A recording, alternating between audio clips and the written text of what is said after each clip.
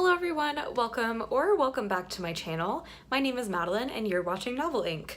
Today I'm here to bring you another tag video, and this time I'm here to do the mid-year book freakout tag.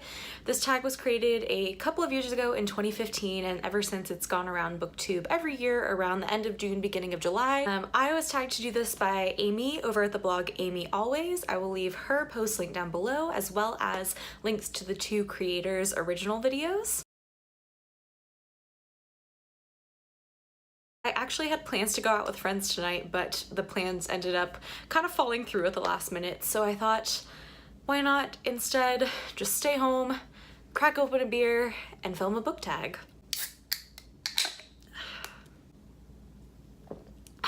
Alright, so question number one is the best book you've read so far this year, and honestly 2018 has been a weird reading year for me. I have had not a ton of 5-star reads, but I still was able to come up with multiple answers to this question, of course. The first book I want to talk about is Save the Date by Morgan Matson.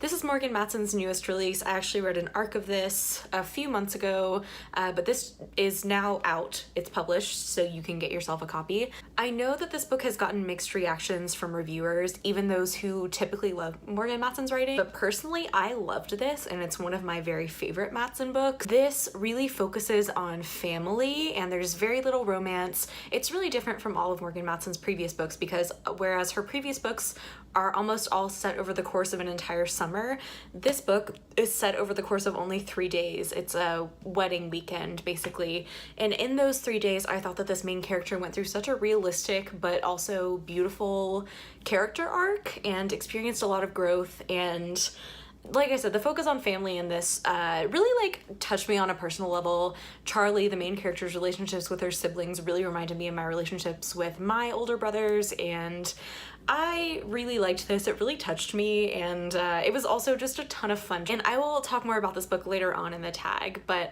yeah, suffice it to say, I really enjoyed this. Another favorite of the year has to be The Kiss Quotient by Helen Huang. This is an adult romance, and it's about a main character named Stella who is inexperienced in dating and sex, and so she decides that she is going to hire a male escort to help kind of teach her about the ins and outs of sex and dating. And it was such a beautifully written romance. It just made me happy the whole time. I had a smile on my face the whole time I read it. There is own voices, autism rep in The Kiss Quotient, which is awesome to read about, and I loved it. Question number two is the best sequel that you've read so far in 2018. When I was looking through my Goodreads, I realized that I had read more sequels than I thought I did so far, but I think my favorite has been Chainbreaker by Tara Sim. This is the sequel to Timekeeper, which came out last year, and this is kind of a steampunk historical fiction set in England. It was so good. It like took so many turns that I wasn't expecting. A lot of this book takes place in India, and I just really enjoyed reading about the main character's adventures in India and getting a sense of the scope of this world on a broader sense than just in England. Question number three is a new release that you have not yet read but want to, and I have an answer for this. There by Tommy Orange. This actually just came out, I think, a couple weeks ago, and when I was at Book Expo, my friends Emily at Possibly Literate and Russell at Ink and Paper Blog went and got copies of this, and they were both really excited about it. But I was at a different signing during that time, so I didn't get a copy of it at Book Expo, but as soon as I got home, I saw it on display in my local indie bookstore, and Emily had been speaking so highly of it, and I trust Emily, so I knew that I had to pick it up. This follows a bunch of different characters who are all making their way to the big Oakland powwow. I think this is Own Voices native rep, and it's been getting a lot of critical acclaim. I am very excited to get to this. Question number four is your most anticipated release for the second half of 2018. Again, multiple answers for this question. One of them is My Favorite Thing is Monsters Volume 2 by Emil Ferris, which comes out later this summer. Cannot wait for that one. Queen of Air and Darkness by Cassandra Clare, which is the final book in the Dark Artifices trilogy, and that comes out in December. I'm very intrigued to see how that series will wrap up. Also, kind of more randomly, An Assassin's Guide to Love and Treason by Virginia Becker, which I believe comes out in the fall, and it's historical fiction set during Queen Elizabeth the First's reign, and it involves Shakespeare and a murder plot and cross-dressing, and I am so excited. Question number 5 is biggest disappointment of the year, and for this I have to say Everything Here is Beautiful by Mira T. Lee. I talked about this in my May wrap-up, but I personally found this book incredibly hurtful, and I thought that it encouraged a lot of harmful ideas about people living with mental illnesses. I don't want to get too into it because, like I said, this book really did hurt me, like on a personal level. It was blurbed by Celeste Ng and gets great reviews, and so I thought that I would really enjoy it, and you know, within the first couple of chapters I was loving it.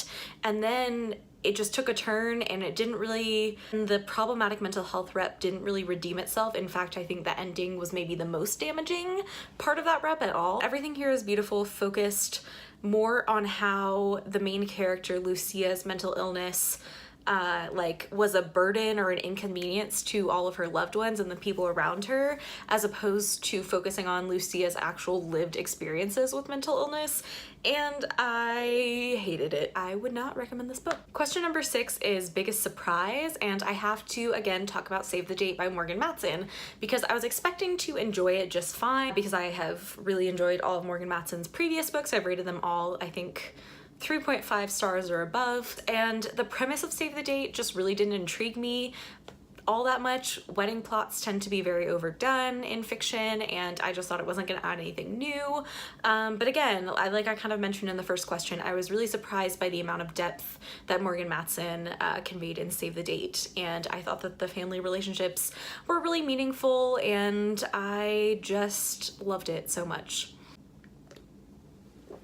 Question number 7 is your favorite new author, and this can be either a debut author or just a new to you author.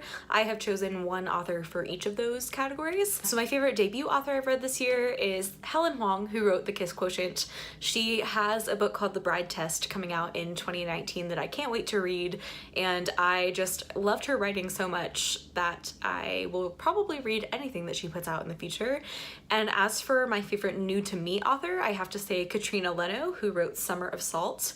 I read Summer of Salt a couple months ago. I received an ARC review from the publisher and ended up just falling in love with her writing.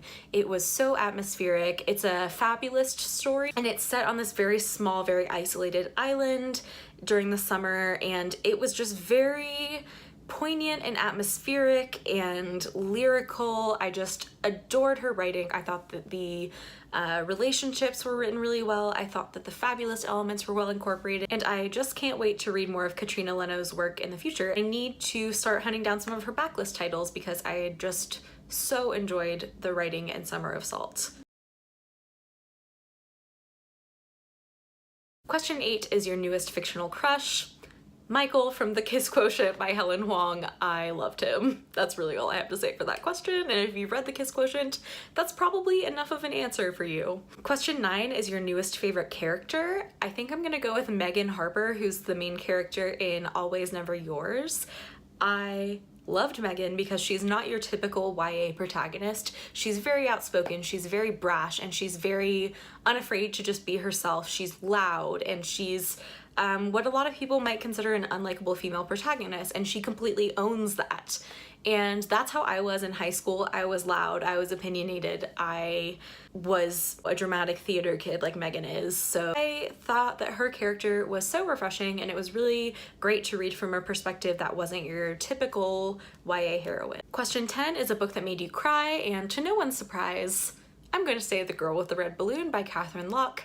Even though this was a reread for me, it still made me cry more than any book that I've read for the first time this year. Question 11 is book that made you happy. Princess Ever After by Katie O'Neill. This is a short middle grade, I think, graphic novel about two princesses falling in love, and the representation was great, and the story was adorable, and it challenged a lot of traditional fairy tale tropes and put a very inclusive spin on them, and this was just a total joy to read. An honorable mention also goes to Leah on the Offbeat by Becky Albertelli. There have been some extremely valid criticisms of this book, and I will link my friend Marianne's review down below that details those criticisms, but I really connected with Leah on a personal level, and the prom scene at the end, I was crying from happiness because I'd never seen a prom scene like that was so stereotypically romantic YA between two girls. This had its angstier moments, but that prom scene at the end just,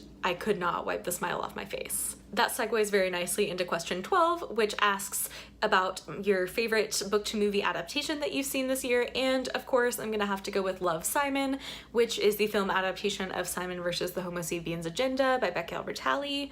I got to see it early, and then I went and saw it again multiple times with my friends and family while it was in theaters, and I think that it was just fantastically adapted to the screen. And also, selfishly, I love that, like the book, the movie is a total love letter to Atlanta, which is, if you didn't know, where I live. And it was filmed here as well. There were just so many of my favorite spots and so many little tiny references throughout the movie to like little Atlanta things that just made me really, really happy. Question 13 is your favorite post that you've made this year or your favorite video that you've posted this year. As far as videos go, I think my Getting Back to BookTube tag is probably my favorite that I've posted just because of like what it represented, and I've had such a fun time being back making videos, and I've gotten so much support from you guys since I posted that video. So just for what it represents, I'm gonna say that's my favorite video that I've made this year. As far as blog posts go, I have a few that I've really enjoyed. One of them is a list of some of my favorite books with female romances. It's actually a part 2 to a post that I did last year for Pride Month. I really enjoyed writing that and bringing more attention to books with female romances because they're so underread and underrecommended in the book community. I also really liked the post about books with mental health representation that I made. I made that post because it was a topic a couple months ago for the monthly recommendations Goodreads group, and I got a lot of support on that as well, and I really had a good time writing it. But I think my very favorite post that I've written this year was one that I published way back in January. I think it was called something like How I Read 170 Books in a Year, and I talked all about my reading last year and how I managed to read as much as I did, and basically it's like tips on how to increase the volume of books that you read in a year, and I so enjoyed writing that. And through writing that post, I got to kind of examine my own reading habits and what works for me and what doesn't. That's my favorite that I've written, I think. Question 14 asks about the most beautiful book that you've bought or received this year. I think that's gotta be the Furyborn hardcover. Like, look at that gilded front cover. I actually received this for free at Book Expo, and I am so happy that I got such a beautiful finished copy for free. Question 15 is, what books do you need to read by the end of the year? Honestly, all of the books that I received at Book Expo, I'm not gonna be one of those people who just like lets them sit unread and unreviewed. Like, I went for a purpose, I went to find books to review, and I plan on reading and reviewing all of those books. That's it for the mid-year book freakout tag. I hope you all enjoyed this video. I would love to know your answers to some of these questions down below. Thank you all so much for watching this video. Until next time, I hope you're having a fantastic day, and I'll see you soon in another video. Bye.